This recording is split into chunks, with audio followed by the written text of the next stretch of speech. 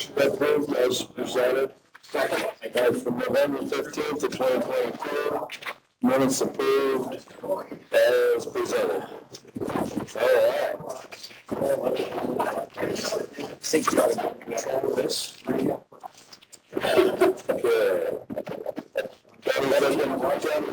His thing.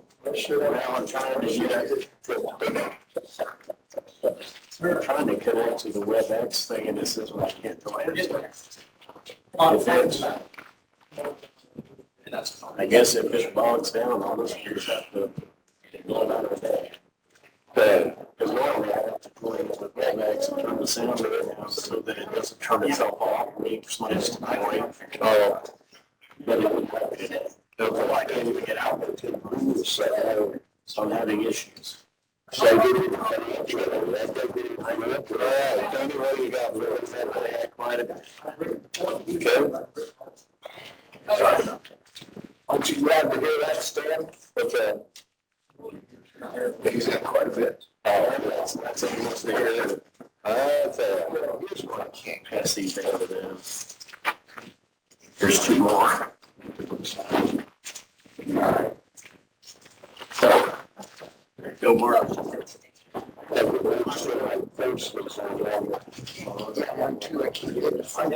How do you get the food? You just sign it. There's no official.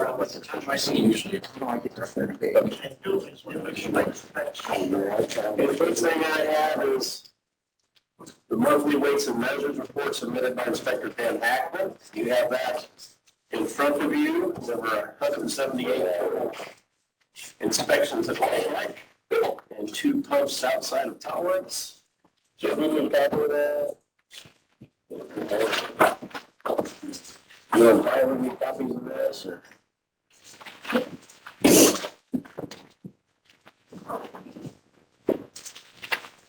I'm going to fetch it. I got one for each. Do you need one for the radio? Okay.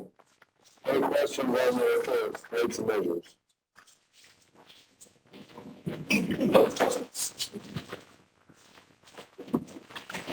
Make a motion, we accept it. Okay, second. Motion carries. And then I have passed out to you all the utilities paid and allowed.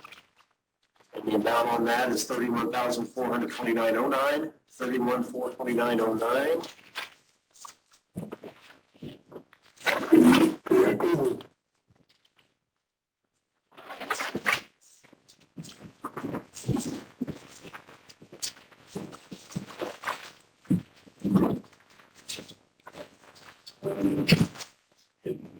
The motion to go ahead and approve the claims is presented on the utilities. Second. Okay, motion carries to approve the utilities. Thank you. Next, I have stuff. Payroll claims for 11/11 in the amount of $342,995.42, $342,995.42. I think it's a little higher than normal because of the election. Gotcha. Election workers paid. Okay. I'll make a motion that we pay them. Second. Okay, motion carries to accept the payroll claims as presented. Okay. Next, I have payroll EP claims, which of course is the benefits and so forth that we are required to get approval on during an actual meeting due to the SBOA. And the amount on the payroll EP claims is $297,163.02. $297,163.02. Okay. Once again, that's pretty typical. Mm-hmm.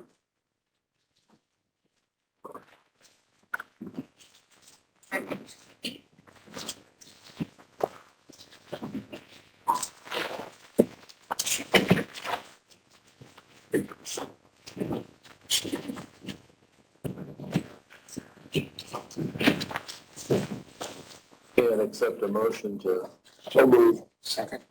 Okay, motion carries. Okay. Then we have the weekly allied health insurance claims in the amount of $1,533.68.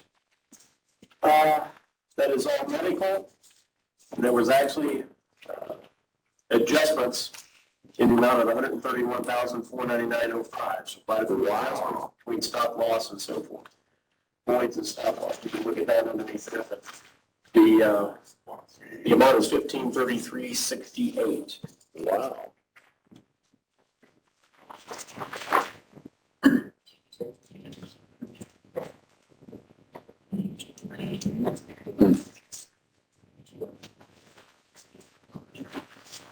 Pretty good, Steve. Quite the adjustments on there.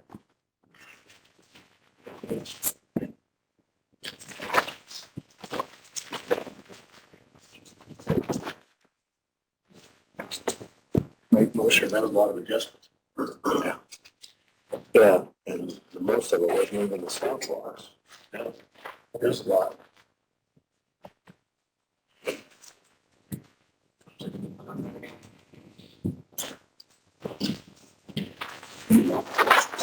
Need a second. Did you make a motion? Yes. Second. Okay. Motion carries. And we have outright monthly health insurance claim in the amount of $55,547.32. And all administrative costs and so forth that we pay every month. And this happens to be the day that we're paying the monthly. And that will be for December, $55,547.32. So, Suppose it's.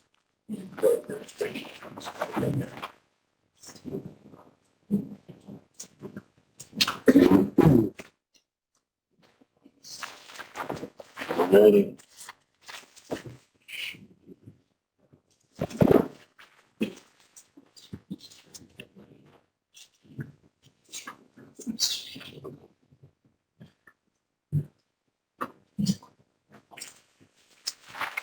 They had an increase in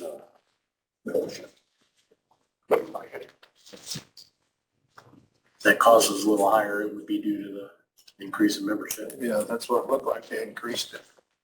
Yeah. More people hire.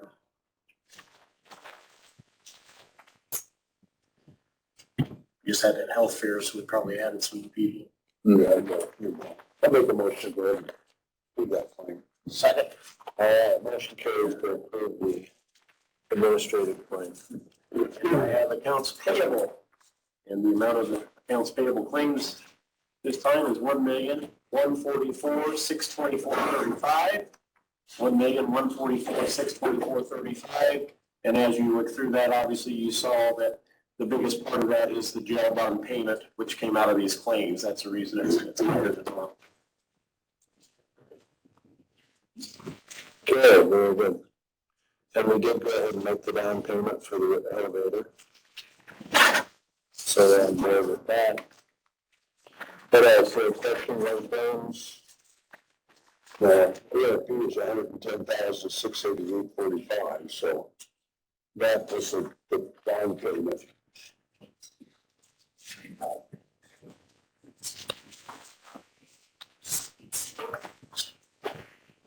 I didn't see anything else on there either that I questioned.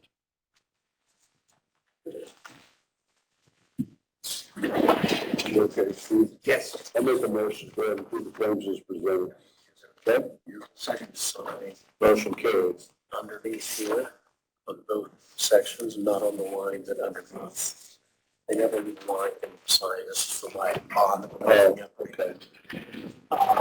Next thing I have is public official bond for the auditor, Tony Mellencamp.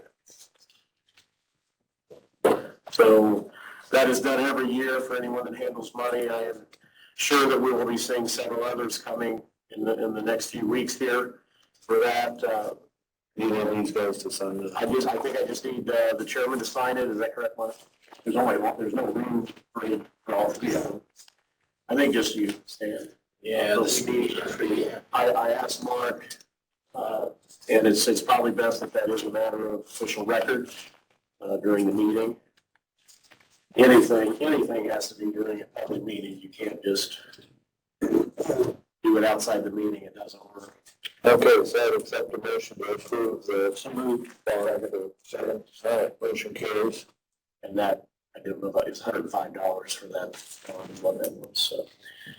Okay, I have just as a note, and I don't know if that wanted to bring this up with me, but I got it in front of me, so it's not the treasurer's report though. It's the amount in the health insurance, in checking. This was as of November 16th, so it could be, it might be a little different now that we are paying those two things.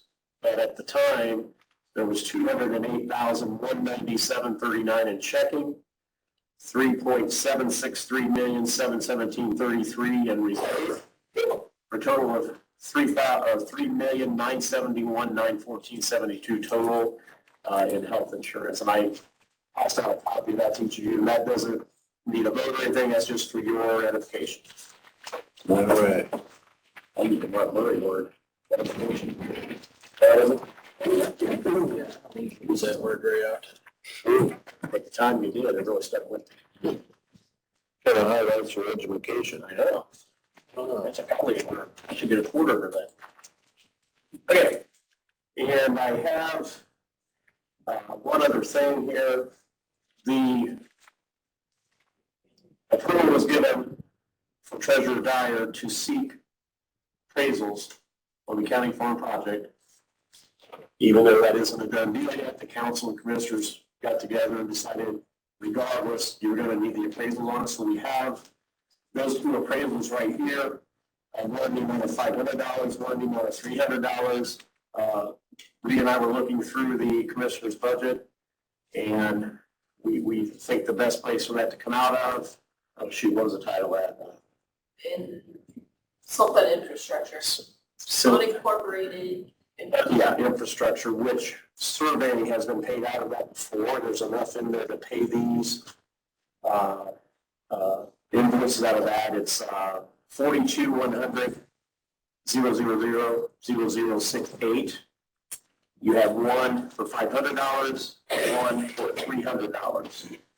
So if you want to go ahead and approve these invoices, we'll get those paid. Come out of that fund. I'll make a motion that we pay those invoices out of that fund. Second. Okay, motion carries. Okay. Okay. I'll show up on forms next time, right? So I believe that that is all that I have. I'm in such a hurry to get Brad up here. I want to stop regardless. If I have something else, I'll do it later. Because he's got Paul with him today. That's always exciting. So. So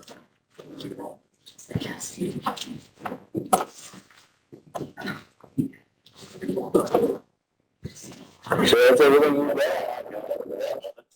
That was just bad enough, yeah. All right. Red and ball.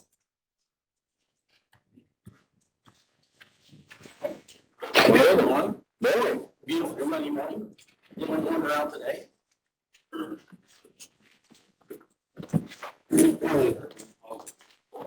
Well, I got these to hand out too, so.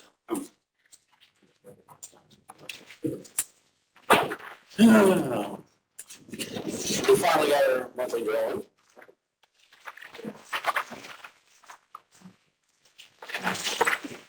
Thank you. Thank you. What's that? Yeah. Thanks.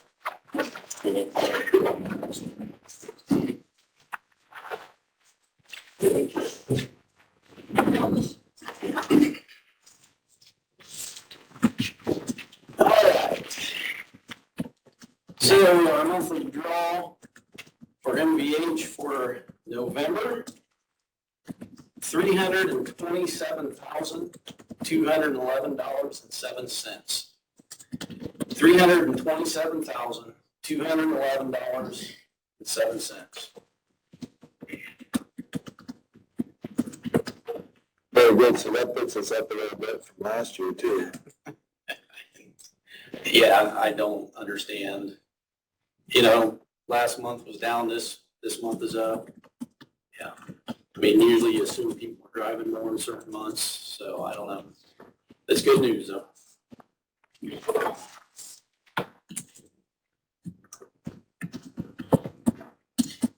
Alright. All right, on the other side, the local road and street, the draw for November, That's up too. $50,466.89. $50,466.89. Yeah, I'd like to understand. Yeah, if we ever put out the surveys, let us know. I see the presentation before, I think I told you, and it is so complicated that, yeah. Yeah. Yes. Yeah. Last year. Yeah, no, I think they went over it last year at the IEC. that's what I had that whole screen was full and it goes here and there. Yes. Yeah. Then they decided there was too much there, so they took some away from there, so it was over here. Yeah. So sorry. No, they need. That was a motion to enter into the records. Second. Okay, motion carries. Thank you, Brad. So one of the other items of business today, we received our truck chassis quotes. So we will open them up. And this is on the new one that they just opened. Yeah, they do just chassis only, you know. Probably not gonna see it till the end of next year, if we're lucky.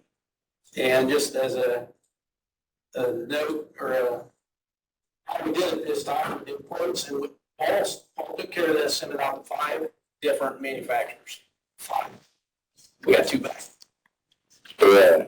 2 others said, they are already sold out of chassis for their 5 locations for the calendar year of 2023.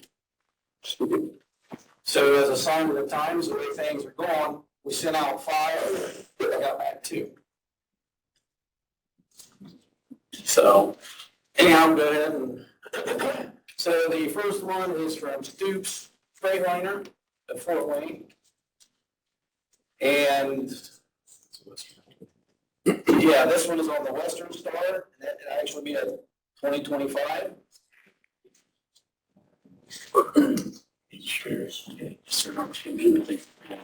And they have their non-collision.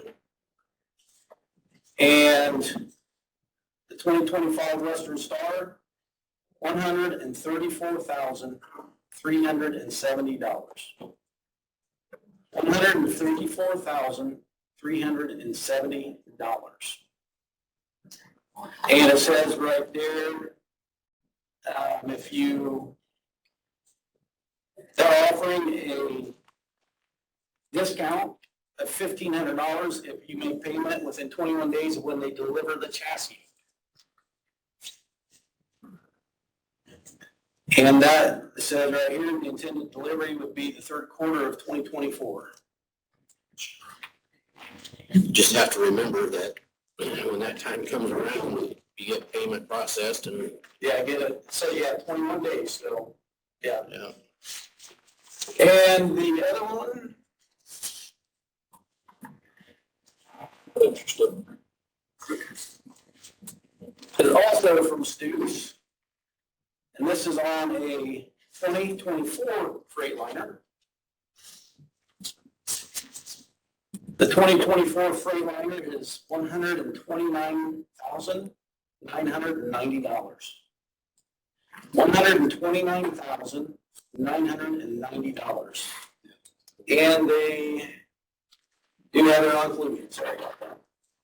This one also is offering a discount if payment is within 21 days of chassis delivery of $1,500. This one, the delivery of the cab and chassis is estimated keyword there, June or July of 23, provided a production slot is available at that point.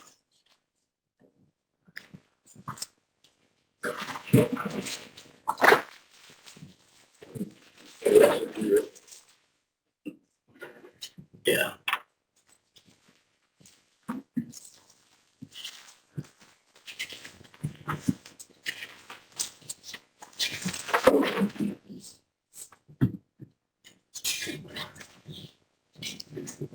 So I guess at this point, the other thing was kind kind of forewarn you, this is all kind of a scramble, because remember when they had slots come open, they let us know we got to get all this stuff around, get it sent out, and get it taken care of. So with your permission, what I would like to do is we'll go through these today. And, it shouldn't be a problem. We'll get through these today, look at it, make sure everything's okay. And with your approval, that we could go ahead and, how I'll word that we could let them know by the end of the day that we are accepting this. Yeah, if provided I think you can give provisional approval, well, you can accept the quote, you accept the quote for the 2024? Yeah, the low bid was the Freightliner, yes. Okay, for the 2024. And I think you can make a motion to accept that quote as the lowest responsive quote for that chassis, subject to their review of the bid documents that they can meet the specifications. And then once they determine that, it's done. So the standpoint of being responsive, you see the Western Star Freightliner as equal chassis, equal motors, basically. Yes, yeah. We sent out the specs respect all, basically almost the same as the last one we did. So the specs are the same for all of them. They've got to meet those specs. So you're recommending that we accept the quote for the Freightliner from That would Stars? be my recommendation. Okay. I'll make that motion. Subject to their review, subject to the specs being, in agreement with what you are saying. Okay. Okay. Very good. Thanks for getting on that. Remember the days when you used to have, oh yeah, you got a few months to get stuff around and get ready? Basically, it was a little less than a month. But, and there again, I'll think Paul jumps on this, guys there that take, and there again, since we've done the one last year, that made a difference too. We were able to use a lot of that, still the same. So you're basically looking at the same type. Yes, same type of chassis. Basically, other than being newer. Yep. So. The other thing I have today, I have been talking a long time about the fuel tanks and that, and I have reached out to the gentleman from Gasoline Equipment again, and we kind of talked about, reviewed what we have, and I thought it would be good for them to come today because there's going to be questions that you guys might have, and I'm not going to have an answer to, so I have to go back to them, get back to you guys. So I just invited them to come today. And just, if you guys got questions about it. So basically, as a refresher, the fuel tanks we have are in ground. We have a 10,000 in ground on road, 6,000 gasoline, and a 2,000 off road in the ground. They were put in 1994. The dispensers up top, the pumps, were actually reused from the time before. So honestly, I can't tell you the actual age of them, but the style of them, the Gasoline Equipment told me those were pretty popular in the 80s. So we have an older system.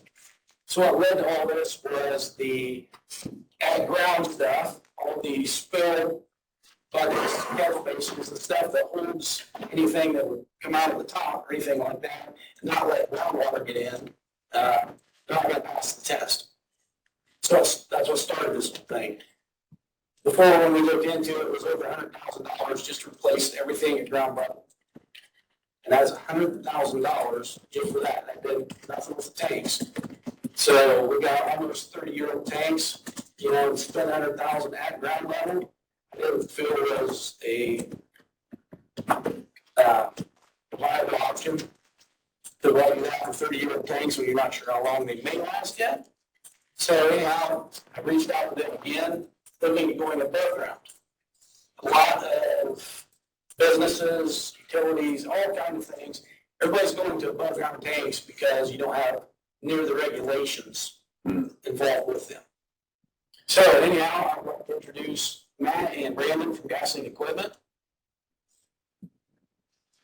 Hi guys, thanks for coming. Yeah, come on up. So I hope that was enough of a prelude to you. Of course. I'm Matt Peterson. I'm the sales manager for Gasoline Equipment Company. Thank you for having me, Brad. I guess I should have said, Gasoline Equipment's the ones that actually have taken care of our system for years. a lot of years. So that's why I reached out to them, because we do it. And I'm Brandon Stifler, the general manager, owner of Gasoline Equipment. Okay. So I'll just do a quick summary to kind of give you guys an idea, just reiterate what Brad alluded to. Right now, with current regs and state regulations that have to do with underground testing and passing hydrostatic testing in your containment sumps and your spill buckets has become a hot item for IDEM. Right? They are, the last 2 years, taking upon themselves, hired a bunch of new inspectors for one, and going around to all local sites, municipalities, counties, obviously retail, and making a big push to make sure that you have all of your correct testing documentation and passing documentation. So with that being said, we go around, we fill, facilities all over the Midwest, fill these up, and if they fail, they are not able to hold the water, which in theory is supposed to be fuel for the testing purposes, and it leaks out. And most of the time it leaks out because either you have cracks in your sumps, or the piping goes through the walls of the sumps, they're all dry rot, cracked beyond the point of repair without tearing it all out, putting new in. So when that fails, they give you a notification that you are required to get this fixed within 90 days. And if you do not, please alert and do the right thing, take the corrective action, and either get something signed, obviously with lead times and the amount of work out there, as long as you have something signed from the contractor to the state saying, hey, we are in the midst of getting it fixed. You are then, if you don't hear that, you are in violation. That's when you can potentially get red tagged and fines come into play. So with that being said, we have seen and we actually recommend, and I don't know if you'll see across, many hospitals, schools, anywhere besides retail, because you can only dispense fuel out of above ground tank in the state of Indiana if it is not retail. So you can only have an above ground tank either at a airport or marina. That's the only time you can sell the private sector. So with you guys being said, you're a government agency, you would be able to get away with the above ground tanks. And the above ground tanks nowadays are double walled. So people have a common misconception that, all the above ground tanks, you need a big concrete dike and, a bunch of earthwork involved. Whereas now they're actual tank inside of a tank, that space is monitored via gauge to let you know if there's any testing or any leaks that are happening to the internal tank. So with all that being said, in a long story short, when you do go to the above ground system, you get out of the purview of IDEM and any state inspections currently that there are. There is no, right now you're required to do a monthly inspection to go out and check your equipment, and all that documentation has to be sent to the state and kept, records for an audit potentially down the road. If you go above ground, you're completely out of that realm, and you will not have to deal with IDEM as far as the underground storage. There are some recommended practices for an above ground tank, but at this time they're not required. They're just a good recommendation, just to visually check things. Obviously, above ground tank as an owner or an operator, you can physically see if you have a leak, whereas if it's below ground, you have no idea. It's happening until it's, like it's there. Any 100 gallons of fuel on the ground costs you $1 million to clean up. So the other part, inviting these gentlemen to come, the nice thing is, when speaking with Matt, we found out that actually you can get almost everything through Sourcewell.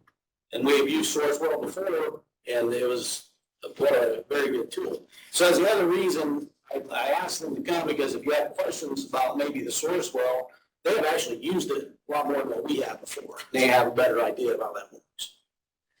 Essentially, in a nutshell, Sourcewell is a cooperative purchasing program that is run out of the state of Minnesota for the entire United States. and it satisfies all public bidding requirements, not only for equipment and parts and pieces that are a commodity, but also from the project side. If there's concrete, aggregates, project work, labor, things like that, there's a whole section in there as well that also gets reviewed by industry folks as well to make sure that, again, everything is pre-negotiated and is at a fair rate to meet up to the source wall specifications.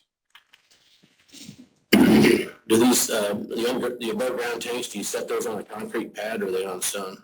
Concrete. Concrete, okay. Then you put bollards around them, stack them.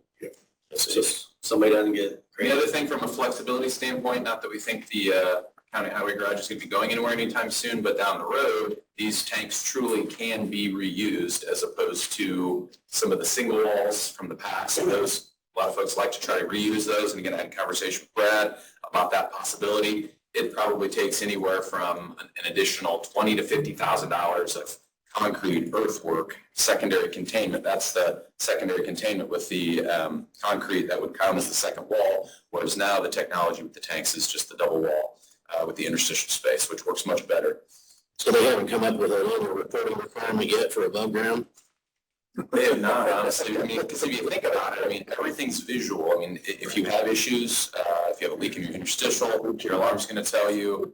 If there's, like I said, the fill ports on them, those are all contained as well. All piping is also above ground in most cases. So again, really the only overseer of above ground tanks right now is the state fire marshal. And they know that, I don't know, I'll just say they're quite a bit different than Ohio. Ohio runs the show as far as fire marshals go through Buster, the Bureau of Underground Storage Tank Department, and the fire marshal runs Point in Ohio. Over here, it is the IDEM group, the UST division. Fire marshal has a very limited scope. I mean, they can do things with above ground tanks, but like I said, typically I see hardly any activity from the fire marshal, as opposed to about every week, I would say I'd get at least 2 or 3 of these IDEM inspection things that Brad's got sending to me to say, hey, what do I need to do? Kind of people throwing their hands up, what do these regulations mean? Can you boil it down into simple terms? So when I hear that they're not regulating it yet, or they're not regulating it, that just tells me they're not regulating it yet. But at least you can see everything, and so that ought to be a lot easier to comply with and monitor. I don't know, Sheriff, you got a question? Not so much question, just realizing the old jail, we had underground, the new facility, we were above ground, we've had no issues. Again, if there's leaks and stuff, you see it. We've had some hose leaks, stuff like that, we call, it's fixed immediately. It's just so much nicer having the above ground system than the underground system. Do you have the double wall? No, we don't need that above ground, that's all underground. I thought the above ground. For the above ground, if it's new, I'm sure you have a double wall, unless you have it in the concrete. I guess you don't see it, we have one thing and there's not a vault, it's not sitting in a vault. So Right, yeah, so yeah, you wouldn't be able to notice it unless you really looked at it. It's just so much nicer, it really is. And like I said, we had an underground at the old facility, and you guys chose to go above ground at the new facility, and a whole lot less regulations. We don't have any monthly reporting, thing like that. We see a leak or something like that, we call a co-op, who manages ours, and they come out and fix it. It's been a great day. Tanks that we're looking at. We had talked about like basically the same size, but what was suggested was going from a 10 to a 12. Because also with the price of fuel right now, if you can get a whole tanker load, you're gonna save some money versus over 5,000-6,000 gallons. So by going to 10,000, that could be pushing the limit of how much they bring in a semi load. That depends on atmospheric conditions too. Heat and cold can affect the volume. So by going to a 12,000, we're basically setting it up that we're guaranteed we could get a full semi load if we need to. Then the price difference was basically not, I mean, it's, yeah.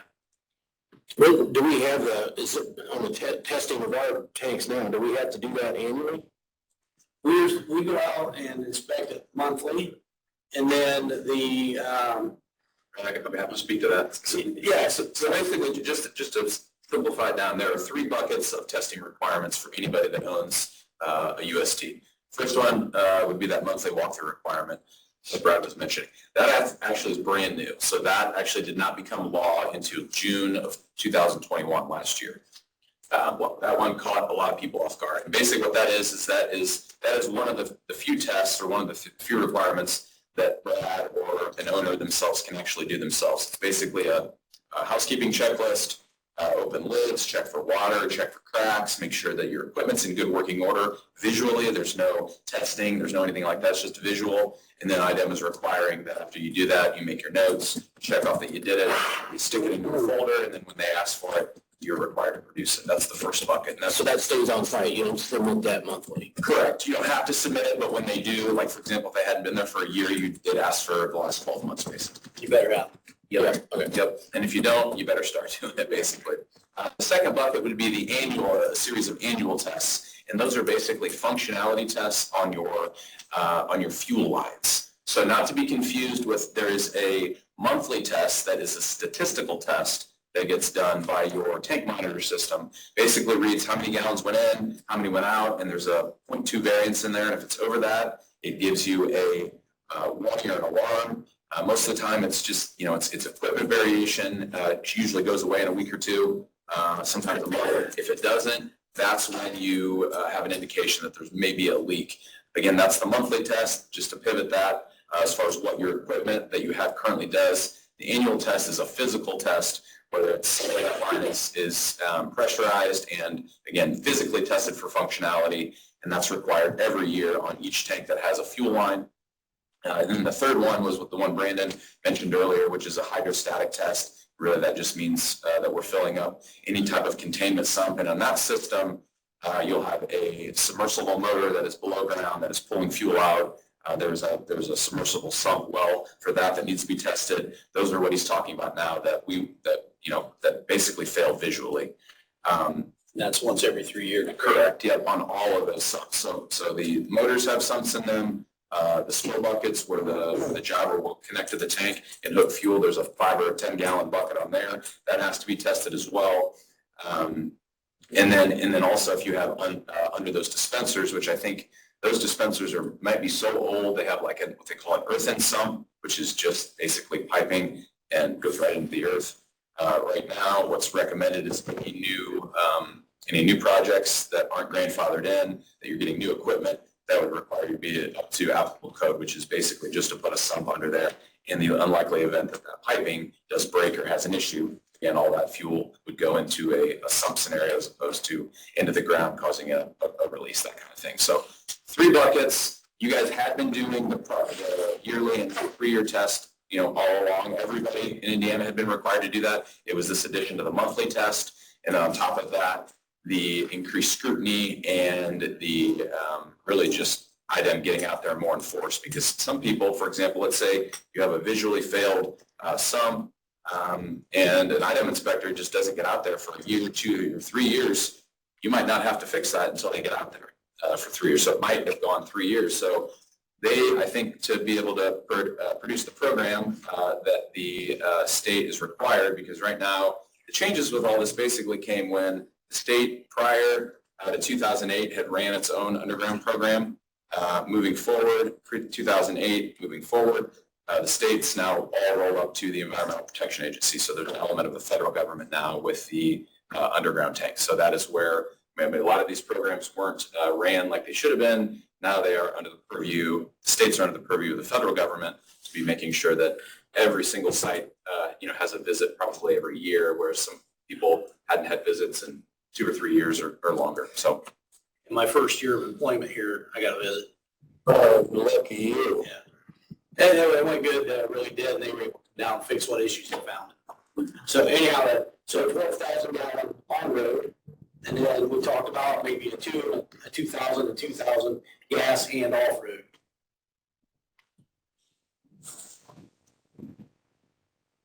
That's what we talked about, right? So if we put these on it, we will own the tanks, Yes, correct? yes, And the equipment. yes. All right. And then as far as the underground tanks, do we fill those in? Do we take those out? That has all got to come out, and it's got to be by basically a certified contractor, and whatever, if they find something, we'll have to go to a certified site.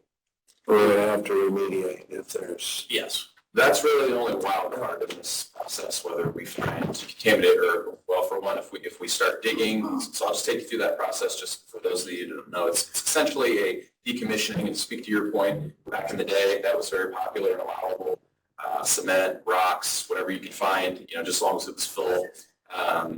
Again, they changed some regulations around now. It is required that you would fill that with what they call like a flowable fill, or like an environmental slurry. It goes in there, hardens up.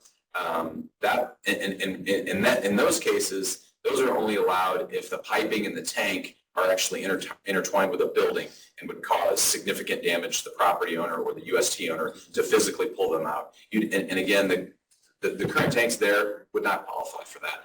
To give you an example, we had a hospital, for example, that had underground tanks in the loading dock, all that piping, the operation for the whole facility was tied into that loading dock and that facility. We put in a variance for that. IDEM definitely reviewed it and approved it, no issues. This scenario, there's a little bit different. There's not a whole lot of anything that's tied in that would cause you to require it to be put in place, to be closed in place. So the recommended practice would be just what they call decommissioning, to where obviously all the power on the above ground tank is unhooked, and then basically the tank is physically removed from the well where it's at. And then again, there's a list of requirements that have to be met, being you have to sample into the tank. And when I talk about wildcard areas, over the course of 20, 30 years, even if your tank doesn't leak, for example, if it's all in good function, there is leaking in things and drips and things. So that is a possibility. We hope that that's not. When we do those types of projects, we essentially dig out what we need. We do our sampling, we do some visual. There's some aromatics that you can do as well. If things are smelling, again, that's when usually you hit the timeout button.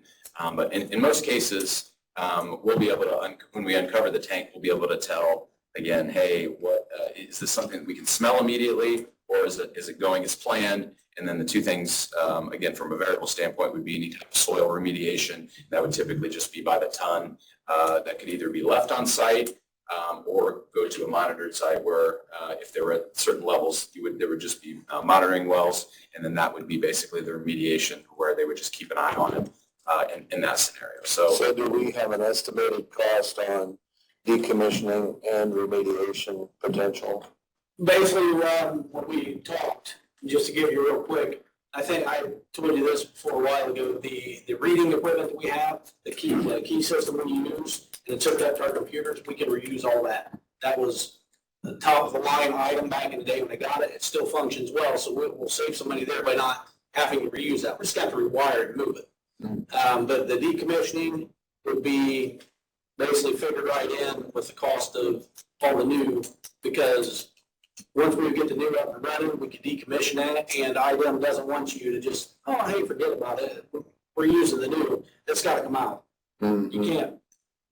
And you really, I'm not supposed to wait to take them out. Yeah, so once that's out of service, you have 100 days basically to make it a neutral tank essentially, or put a plan together to, like, you could have some time again to put that in there, but most, like, again, at this stage of the game, based on the age of it, what we're doing, it just makes more sense while we have everybody out there to pull that out of the ground, do all the samples, send those down to IDEM. They basically review all the samples. It goes through their whole process. And then really what we're looking for is a letter. They call it a no further action letter, meaning you've satisfied everything that you are required to from the state level. You did your sampling. They've ran it through their system. And then they, again, update their database and provide a letter that says, as of whatever date they issued the letter for, you're no longer responsible for this tank, and it essentially does not exist in the eyes of IDEM. So I had asked them to come along also because, of course, the dollar amount too. Yeah, that's what I'm wondering. That's the dollar amount to Yeah. decommission and potential dollar amount for remediation. And we haven't sat down and we didn't sit down and figure out exactly how we wanted everything. But I just wanted them to come give you guys an idea. They do have a rough idea, but until we would iron out the details exactly. So you're saying around the 200,000 ballpark, and that's the decommissioning and everything else. And the new tanks also? And that, yeah, correct. That would require, again, that is a budgetary, for something like this, again, we need to really get to the point where we have a scope of work developed and we can see exactly what we need again. There's a little bit of a difference between, let's say, again, a 12,000 gallon tank and maybe a 15, and depending, and then the other gasoline tanks as well. And you mentioned the off-road, depending on how those go. There may be some options to where we can put, let's say, use compartment tanks, where you have one giant tank that has 12,000 capacity of diesel, and then another compartment tank as well. Sometimes that can keep the cost down as well. But that, again, would be 2022 numbers. As far as budgetary, we've been seeing anywhere between 10 to 20% increases here in this year, as far as from our vendors. So I would say that would be the longer you wait, again, just here recently, it's been in that 10 to 20% price increase as we continue to wait, as we see raw materials go up, as we see lead times fluctuate as well. But thinking in that, we should be able to have a better, more exact number once we get together do a deeper dive and put together a scope of work that outlines exactly dispensers, tanks, configurations, those types of things. And I really want to invite them here today. So you guys, here's all your knowledge. Here you go. And just like everything else, we know everything's going to go up next year, so I don't mean to just throw this out there today, but something I think, I'd like to keep moving, get this taken care of. Well, so as far as developing a scope of work, do you develop the specs, or do you work together to develop the specs? For them to know exactly what we want, and they might have an idea of something we don't even know is out there. Like the split tank type thing. If that's a possibility, give us a little money, that'd be great. And there's a couple different avenues you can save money as well, depending on tank location in regards to structures. There's typically we do what we call an all fire guard tank. It's a UL 2085 listing, which is ballistics proof. It's got concrete in between the two tanks. But that's only a requirement just due to relevance and location to a building. If it's with over 100 foot, you would not have to put a fire guard tank in. You could put it's got a UL 142, which is a flame shield. It's still double wall, but it doesn't have the fire rating and the ballistics capabilities. That's the fire guard. So as long as we have it 100 feet away from the building, somebody shoot at it, it would function. Right. But if we got one of those and put it against the building, they could shoot it, it would. And you could have it within 10 foot of the building. Yes. And they're like 40% more in cost too. So that's just the difference. Kind of give you some ideas of where we could, planning or however you guys want to lay it out, we can trim it up as much as possible. But we're fortunate enough to have plenty of space back there. So we don't need one that you can shoot at? No. Okay. Well, unless the sheriff would want to use it and have some fun, but target practice or something. No, we got the room out there, we could do it. Memorial fireworks. So, well, yeah, do you want to go ahead and put specs together and even quotes? Do we have to get multiple people involved?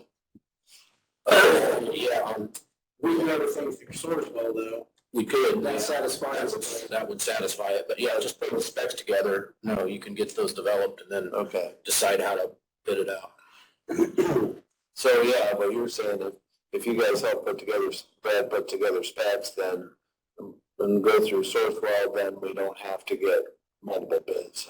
Because Sourcewell, again, is the entity that takes care of all that, Sure. so you don't have to go through that process. Yeah. So That saves a lot of time.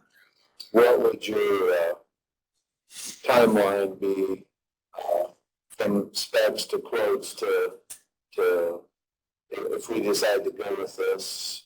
And then remediation. Sure. Because I don't want to put remediation right during fair time or anything like that.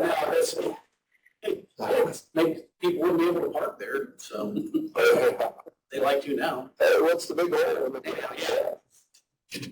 So to speak to that, as far as, I would say we're probably about 75% there, really. I sketched out something with Brad and Paul when we were out on site, just a visual to give them, show them, hey, what the tank would look like, bollards, where we can set dispensers, lanes, things like that. So I mean, really, it would just be a matter of us just kind of drilling down even further and just getting down to, okay, hey, what types of pumps do you want? What size of tanks, configurations of the tanks? I mean, we've got everything laid out essentially. I mean, we've been talking about this a little bit, for at least a couple of years now. So we kind of have an idea of obviously what you have and what, essentially what would work well. Obviously, Paul was out there. There's some other gentlemen out there. Again, we were talking about, how essentially the flow of traffic works. If there's any improvements we could make by the design of the fueling area, again, minimize downtime, minimize, having to walk to different areas, things like that. Those are all the things we keep in consideration. So most of that would fall on Brandon and myself to do that. But then again, I would work with Brad to figure out those particular specs. But I mean, we could move as quickly as you guys would like to see the project come off. Again, we're mostly the way there. We just need to figure out the specifics. And then really the engagement after that would be getting that to Sourcewell, which usually that takes them about a week or more, depending on the size of the project. I'd say this would be about a week. Give them all the parts. They run that through the Sourcewell program, come back with the Sourcewell pre-negotiated pricing. It's all put in a Sourcewell program, and then we would present that to the commissioners for review. So I would say within, again, based on, I guess, again, we could move, I guess that would be my answer. We could move as fast as, the commissioners and Brad would want to move. So, Well, probably what would be interesting is, as far as a timeline, as far as, you talked about a 10% increase in price or whatever.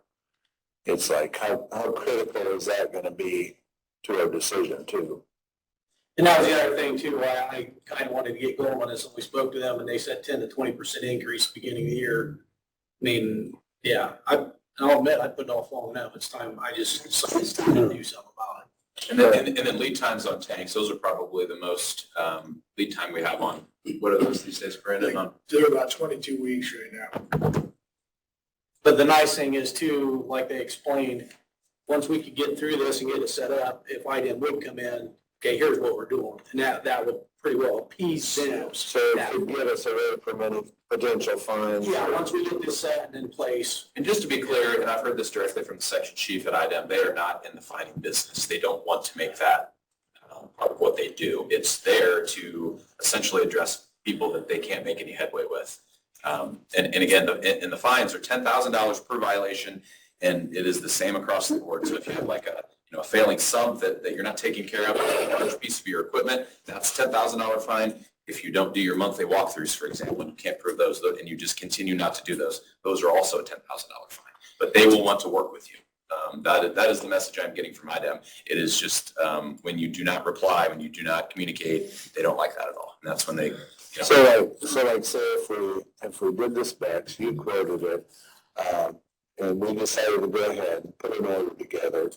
And even though we're looking at a 22-week potential delivery, I mean, would that take prices for us with any potential increase, or would these be into next March to where Basically what you're asking is if we could get this going by the end of the year, if we could lock those prices in, yeah. if we got it ordered. Yeah, if we got to run through Sourcewell, we should be, they're, Because the PO's cut, they have to honor they those. have to honor it Yeah. once you're locked in Sourcewell. They can't change it to you after you already have it ordered. Well, is that something I'd like to make a motion that we approve Brad to move forward with this as soon as possible? And they got to do that. Like 2 weeks. And it seems to me like you put an awful lot of time into researching this, an awful lot of thought into, what it's gonna take to keep the trucks and equipment rolling. And So, that's why I just asked them, if you guys like to see, you will get a better idea of the price once we iron it out. 2 weeks, we could have should have it nailed down. Yeah, it'll be down to the penny. Yeah, within 2 weeks. what do you think, Steve? Well, I'm a little, Brad already knows I'm a little reserved on this. Yeah. What was your motion? To go ahead and have Brad go forward with this and do it as soon as possible. To develop your better than a quote. Yeah. Yeah, and that's not saying we're doing, that's not approving the project, that's just really move forward with investigating it. With specs and a quote. I'm still a little reserved on if I want to do that. What's your, As long as we're not giving him Brad permission and this, Not this time, no, that's what I'm taking. I guess, to do a little more investigating, we could do that. I would second that, but I would, I'm not comfortable with moving forward of saying, let's do it. Okay. Does that make sense? So I really want that worded. Which one of you two is making the motion, because it's, Rex made the you motion. had a second motion. You added to his motion, I understand. I was just explaining where I'm sitting. but you're seconding his motion the way he said it, you're just Yes. explaining your stance. Correct, we're giving him the ability to move forward and investigate that. I think just, yeah, get specifications and then bring them back, and then you'll decide from there if you're gonna take any further action on it. And that's the way I took it too. Okay. Yeah, I would not be comfortable saying, yeah, buy new tanks right now. No, that's what we, that's not the way I took That's it. what I'm saying here. I'm not, We're not approving that. See, they like me, but not like that. We just want to make sure you didn't fall out of your chairs when we, told you the budgetary number. Yeah. Yeah, well, that's why we got new chairs with side guards on. this is pink. And that's all I have for today. Okay, so whatever you guys work out as far as getting on the agenda and we're ready to come back, then we'll talk about it again when we've got some numbers and see where it goes from there. Like I said, I want to thank them for showing up, because I knew there'd be questions they could answer, and I wouldn't be able. I just want to thank them. Okay. Thank you. Well, I'm so glad you got all the extra vehicles going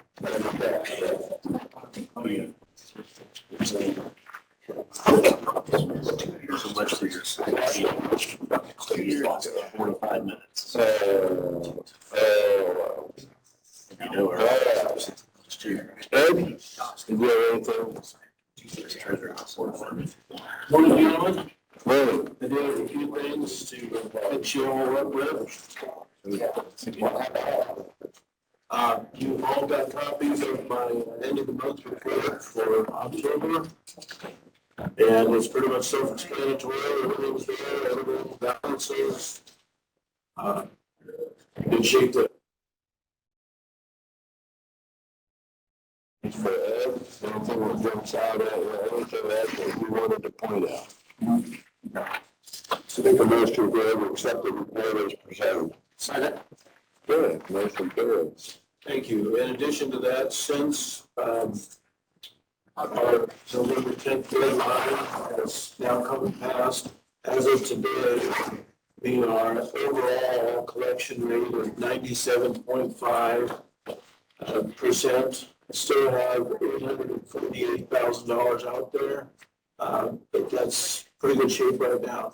We will be sending courtesy letters to everybody after the December 10th, 1 month past due deadline. And we'll be sending courtesy letters out to everybody. So we'll do a lot after that.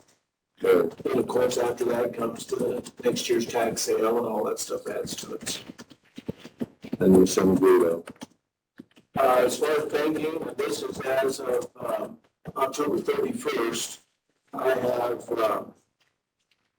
$42,163,000 in banks and different funds. So we're in good shape there. That breaks down the banking of $30,126,000, and for investments, $10,265,000 in investments. We have 17 bonds, 4 CDs that are all buried in interest. And my interest for October was $41,673. So that brings me to a year-to-date interest earned $265,000. And I'm way past last year, and we have 2 months to go. So So I feel real good about what our interest is. I have enough money that I could actually do another bond or two, but I don't want to wait to see until, see what you're gonna do with the golden medal situation. And Well, but they're gonna raise, see what rates. if they're gonna raise the time rate again. Yeah. They move to- Higher rates, I think is gonna be very short-lived. So I kind of want to be ready to go when it's there, and I do have to be able to do that. Tony had mentioned the health insurance and the reserve. We paid at about 200,000, just over that, but there's plenty there if we need to transfer more. And we actually look at those numbers every single day. I want to make sure that we have enough money in the health insurance reserve to pay anything we need to. Okay. So, every single day. I believe I mentioned this, last week, but I had one of my banks, we increased the, interest that they're paying from 1.87 to 2.10. So that's good. They're all looking good and, we're in good shape there. Very good. Investments, we are, in good shape. Like I said, I have money that I could do extra if need be, but I don't feel that I really need to at this point. That's really all I have, unless you gentlemen have any specific questions. Anything else for Ed? Do we need a motion to put this in the? Could you second it? I didn't. My third person that I added there as Guys are going too fast. through tax time, has finished up her work, and she's done now. So Catherine, Kim in the office. I really don't think that Deb will be coming back at all, but I'm not gonna take her off my payroll yet, just because if there's an emergency situation, she did say that she would come back, somewhere down the road, just emergency. But don't call me unless it's, don't call me unless it's an emergency, one of those things. So next spring, somewhere I'll be looking for a new person. Very good. Thank you very much. All right. Thanks, Ed. Mark, go ahead and come up on it.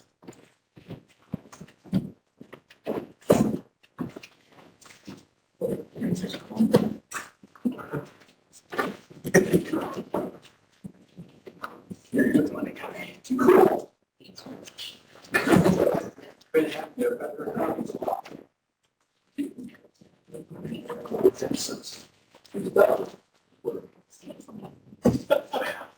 When you just do this one, That's last week, see, that was just. When you look at these numbers, you're gonna have grants last year. And before you get too deep in there, I do want to say thank you to all the Adams County taxpayers. They're doing a really good job getting it in. Very little people coming in late. And I just really appreciate it. So thank you to all the Adams County. Larry, what else you got on the shirt there? It's true.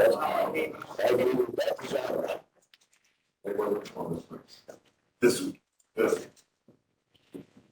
Wow, we are. We can still science.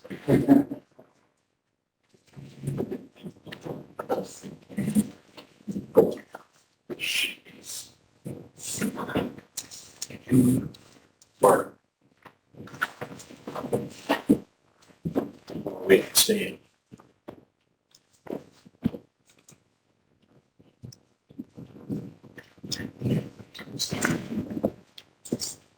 Single family residence, did you see that where the average cost actually went down from 2022 versus 2021? What does that have to do with Amish? Might be. Maybe doing something in 2022, you know, or number of permits are the same for 2 months. I don't know who it is. It's causing the problem, because you won't be able to talk to us. I don't know what to say.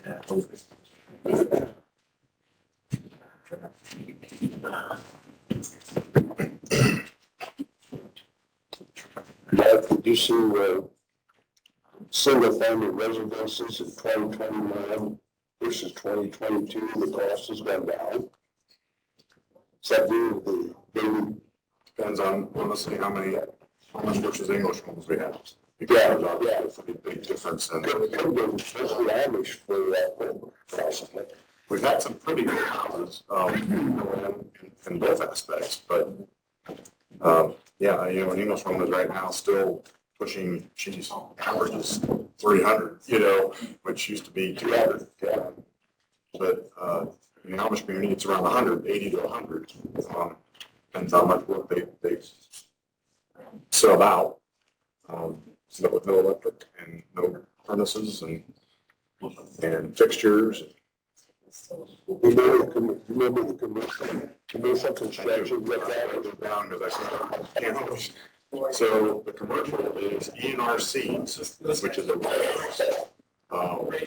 that's on 200 South. There. Not too far from the sale barn. Okay. The next one is the sale barn. So there's a new livestock holding building that's being built in front of the sale barn. That got bought by Charlie Hill. And he said, I don't understand the livestock industry at all because I've never been in it, but he said they go like an hour different directions to go to these sale barns. He said there's a real need for one here. So they're building a real nice sale barn with second story to look down. They got it configured to sell horses, anything with four legs. And they even has a, I won't call it a restaurant, but kind of a. So there's no kind of initial ships around? I believe it's something like that. And, yeah, he's got a place where you can have fixed food and you can go in and eat and, it's gonna be very nice. Where's that at? That's where the produce auction is. Okay. There's a building being built in front of it, a separate building on the same property. So produce will be everywhere at the same time ever. But there are produce auctions and livestock auctions at this new building. It's concrete's in. I've been past it. I did the concrete, the last time I did concrete was about a week ago. Sticks up and out. It's wood. I'm just amazed that our Geneva sale barn couldn't make it. That's that one outside Portland. I don't know. So you know, There's one outside Portland on the north of it. I'm between Portland and Fort McHenry. That is just, if sale starts at 7 and if you get there at 7:15, you've missed half the sale. Okay. And that's what amazes me, because I was sitting on the planning commission when he came in to do that, and I was thinking, you've got those two that basically Didn't make it. didn't make it with us. Yeah. That just, it sounds like it's a whole different scale. Again, I don't understand any of it because I said the same thing about the one between Vernon and Geneva, and I'm like, well, that's there, and it doesn't seem very busy. He said, it's not the same thing. He said, that's just like, and I don't understand it. He said, this is a much more, Regional attraction. I hope so. Instead of, they're obviously investing pretty well. And Charlie's pretty, Charlie's hill is tight. So I'm assuming they did a lot of work for expect that kind of money, but they're going all in and they're doing it right as far as the building goes. And they're really longer because they have to get, they're going to have, like, say, a restaurant-ish thing where they'll fix food, they'll fry, they'll eat. Good, because it looks like they spent a day, not 15 minutes, so who knows? Any other questions on Mark's report? Two residential. You need a motion. I'll make a motion to accept Mark's report. Second.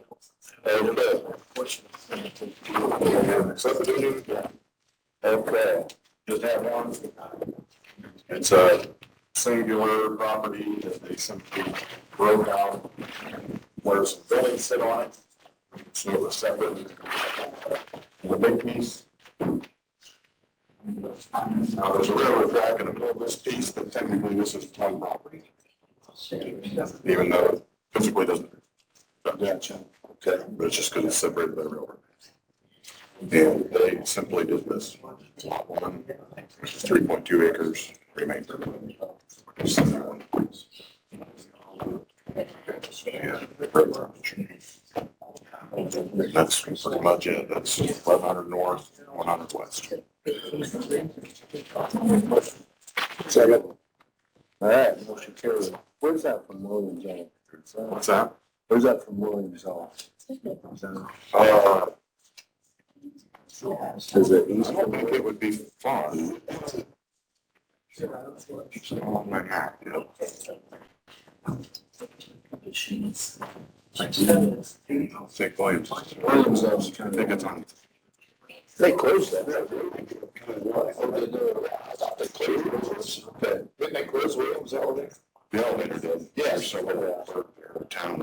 That's what meant, the elevator was closed, because I was over there, just for the wagons having to get out of there, the layman's, or the new Valen, and just taking whatever the money probably said, so. Yeah. Yeah. That's all I got. Thank you, Mark. You called in, talked to Megan Australia. Yeah, I don't know. That's not too early. He's like, I think we get this. I don't know how much time on it. Okay. We'll see. Well, and I figured you were on top of it, it's just since I got away. No. We all got served and I was gonna do an email and he said, now let me do it. Okay, that's gonna happen before you got it. Thank you. Yeah. They didn't follow through what they said they were gonna do. So, Well, that's what I have understood too, so. so we gave them what they asked for and they said they would take care of what we asked for and then they didn't do any of it. So. Yeah, and so you're up there soon, that's. Shannon, did you have anything for us? Yeah, just one thing. This one, thing.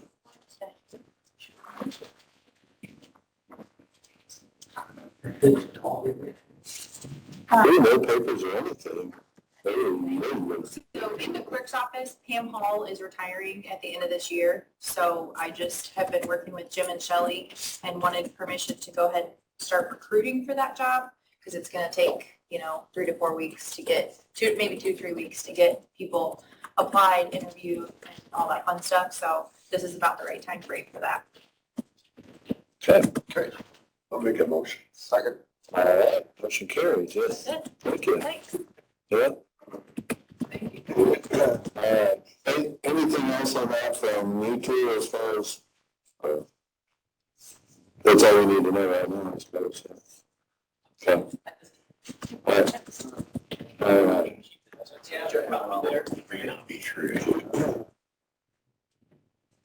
So we're just interested in our units, I don't know what the. That lady in the back row wants.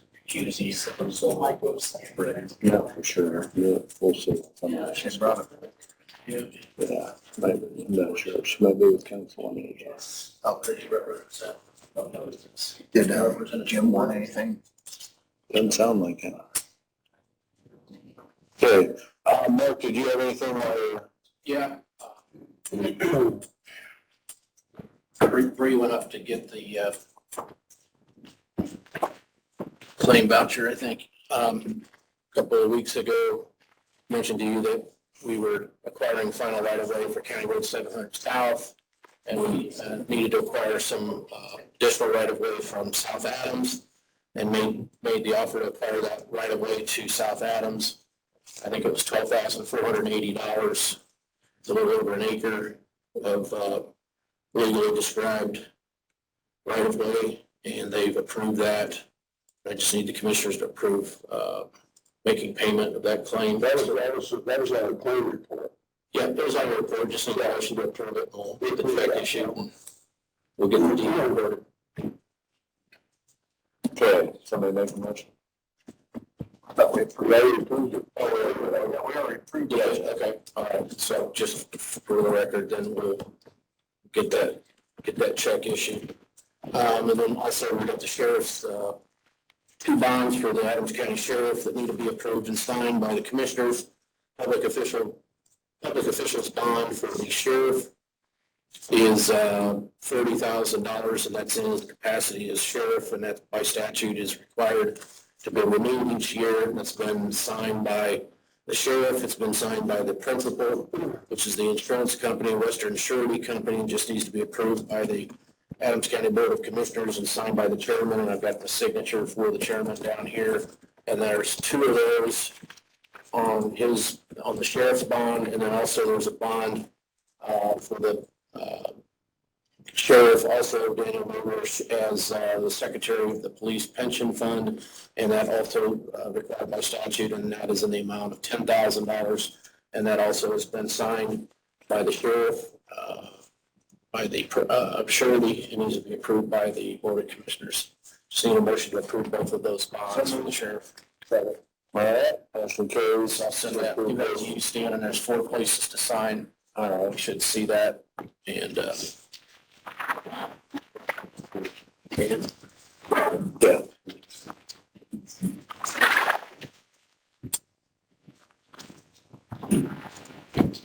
Oh, it's my, oh, yes. okay.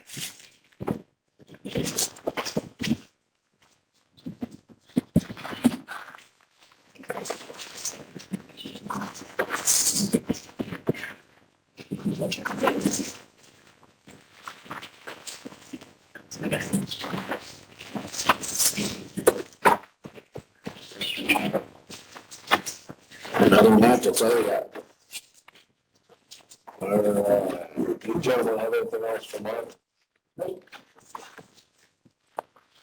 was your meeting. No, we've got these 2 quotes. Brad's already signed it. Yeah. Okay. Everybody approve it on there. Obvious one, already signed it. Type it all when you're saying it. I got these 2 That we can have. You can have some shots. I'm not gonna try to type through, so you have it all while you're doing it. She just. I'll just do it later from the papers. Oh, yeah. Yeah. He's gonna bring it in at 1 o'clock. You want to go ahead with those? These are 2 quotes from Innovative Integration Inc. One is an RSA licensing that we have. We do a 3-year commitment on that. So year 1 is $9,882.02. Okay, these are quotes, and I'm gonna put them out for approval based upon receipt of the invoice. And the line, the appropriate line item that can be paid out of. Okay, so this first one is RSA. The second is net motion, which is used by the sheriff's department. And the dollar amount of that is $20,440. So we approve the quote subject to the receipt of invoices and the appropriate line item that can take it out of. I'll make that motion.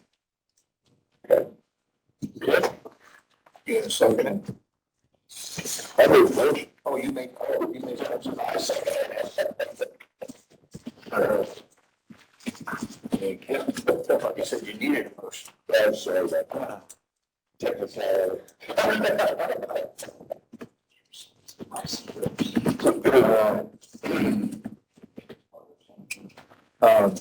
didn't have anything too much other than we're working on the opioid settlement money that's coming into the county. That will be our decision, from what I understand, the commissioner's decision on how to appropriate that money. Or is that through us and council or both? From the opioid settlement. Yeah, look at that. Okay. But what I've done to this point, I asked for a committee to be put together to kind of help us make decisions on what to do with that money and how to direct that money. So we met yesterday. So we had a good discussion. We put together some recommendations on moving forward with that money, because I talked to Bree, and she said the State Board of Accounts has directed funds on where that money will go once it's released and comes to us. But we haven't received. No, we haven't received anything, so. All that is from the opioid steering. Yeah, we haven't received. Yeah. Not yet. I'll have to get with Tony to figure out, We have the fund numbers, but Yeah. we got the money and we haven't had really any explanation on as far as the restricted and unrestricted. So, I mean, that's kind of in the works. I mean, there's no action, no nothing. The other thing we've kind of been working on, we've met with, Joe Conrad and some others as far as our community medical health provider. And Mark's been involved with that too, as far as currently, Hope Center is our community, which is owned by Parkview, so I guess Parkview is considered our community medical health provider. And by state statute, there's a levy that's collected, and then that levy goes to that provider. So there's been some concerns about the level of services that we've been getting from Parkview. So we've been trying to address that with Parkview, and Mark's been helping with that, Matt Lemon's been helping with that, among other people. So we're kind of working on how best to resolve that, to get the services. Claim $130,000, and see, that's half of that loss, but that's half of the levy. And so that's what we're required to pay, because in 2010, I think it was 2010, that's when the state decided that they would use a regional model to provide mental health care. And they set up the levy, and that's what that money is. It just always goes to Parkview. So anyway, we're looking at reviewing services they're providing and seeing what we can do to negotiate that. So anyway, that's kind of in the works too. So I don't know if there's anything else. Oh, no, we got a meeting Wednesday, right? Yeah. Is that at Superior Court too? That's on my calendar. I think so, yeah. So, yeah, but, since it's kind of been initiated by the state, Matt Lemon's been real helpful so far to get together with people from Parkview and try and work that out, so. Yep. So, I don't know that I have anything else. Anything else from the general public? Okay.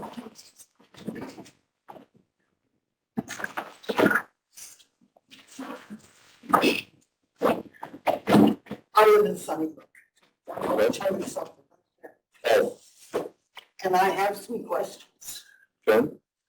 I understand that there's a grant that I could file for, but nobody can help me with it. The office here, she told me, she said, she held up her hand and she said, I know nothing about Now, did you it. go The down lady to, from Columbia City will not answer my phone calls.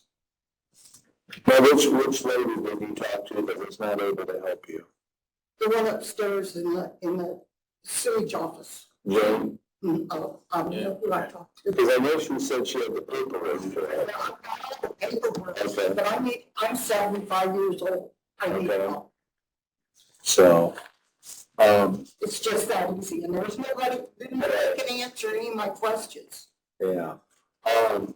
There's gotta be somebody, I don't know who to direct her to that would be able to help.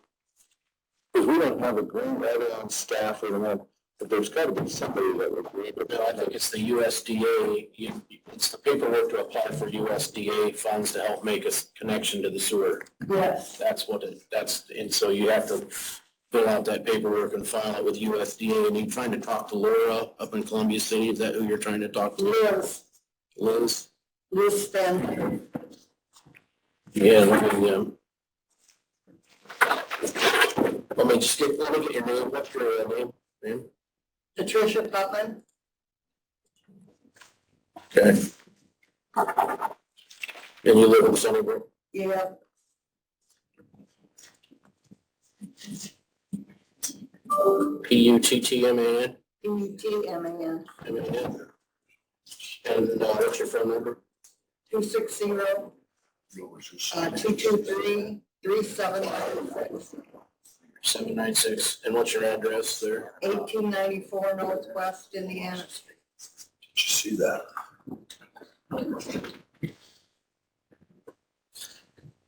And that's a Decatur address, but it's in.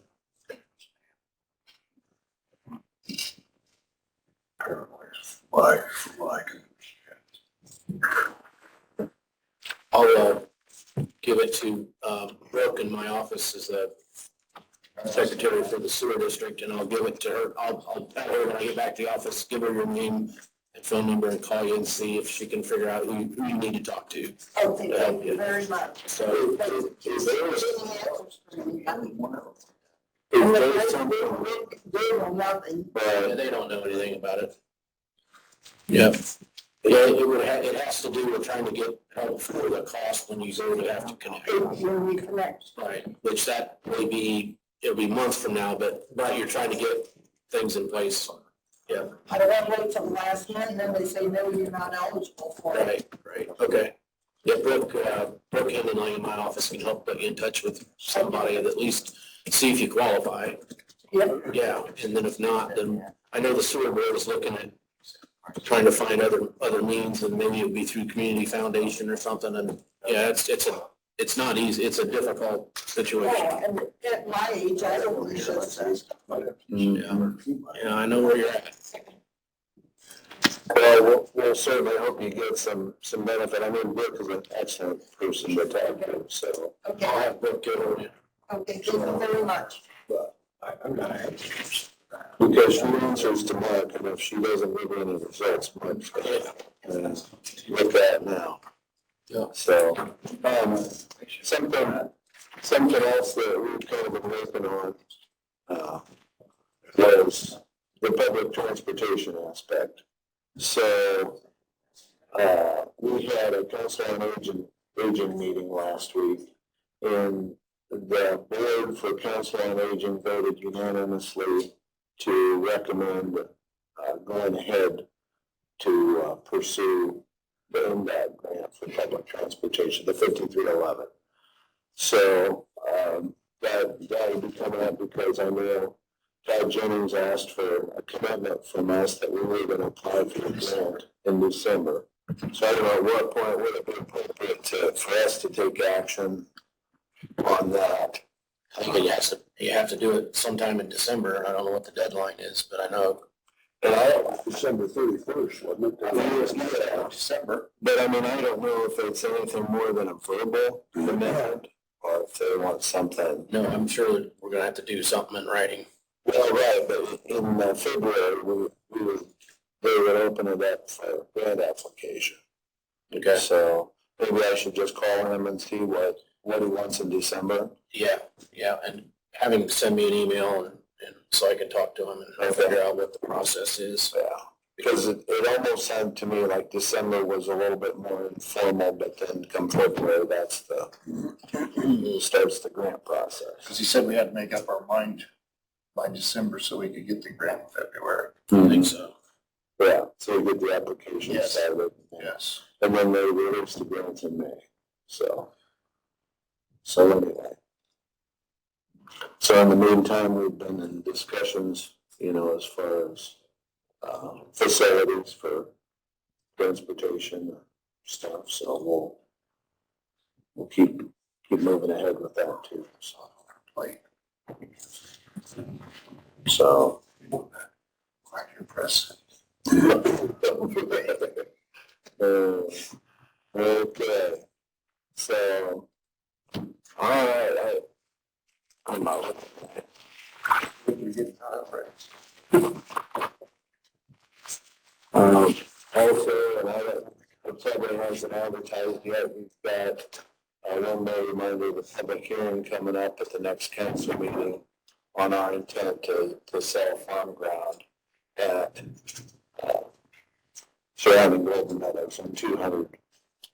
When is that meeting? Second Tuesday in December. December 13th. Yeah. So, They got the second meeting. so yeah, if that's something you guys want to put out there too, because that's going to be a public hearing to discuss that, so. Between the two. I don't know.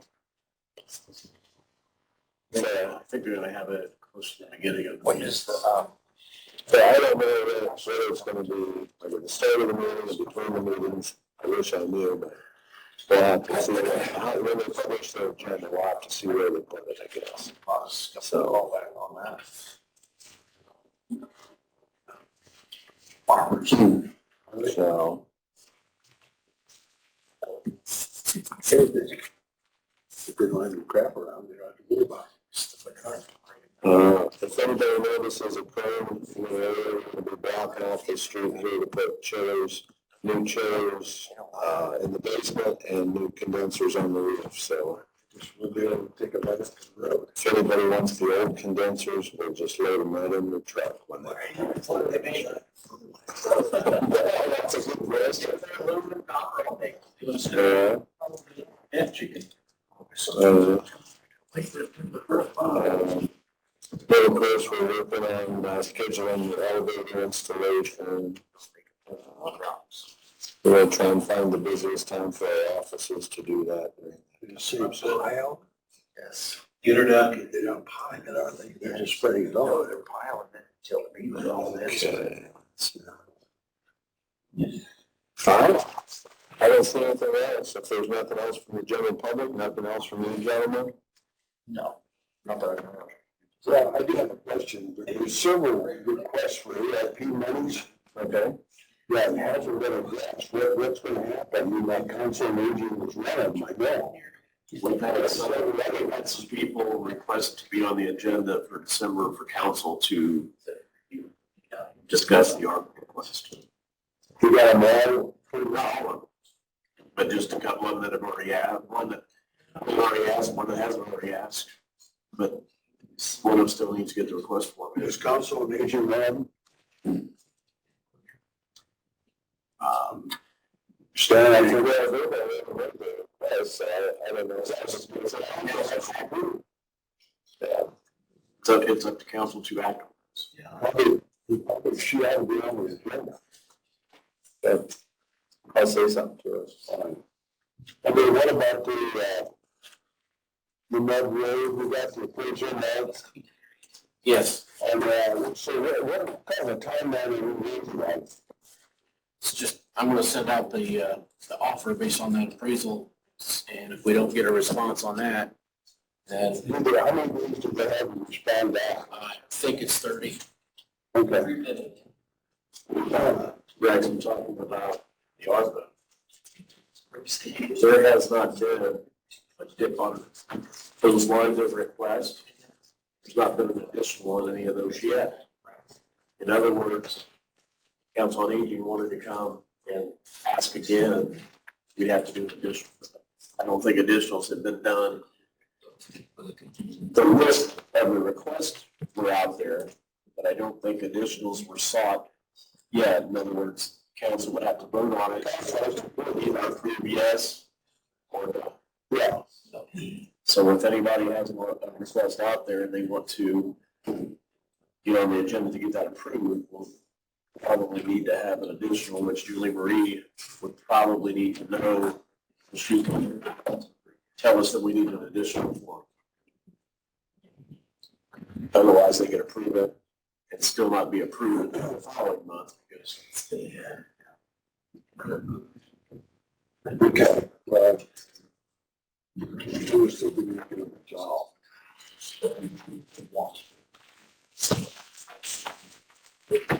Okay. Very good, Joe. Is that it? I think so. Motion to adjourn. Second.